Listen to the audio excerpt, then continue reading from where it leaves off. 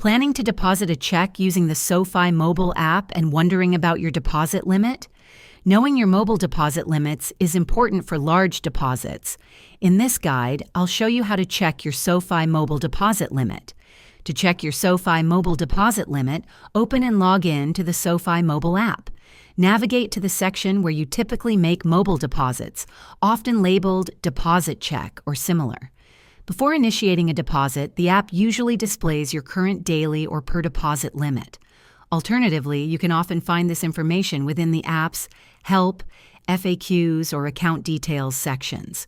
Look for terms like mobile deposit limits, check deposit limits, or funds availability.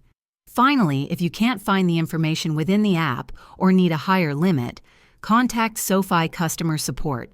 They can provide your specific limits and sometimes offer temporary increases based on your account history and verification. And there you have it.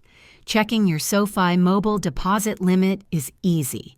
If this video was helpful, give it a thumbs up and subscribe for more tips.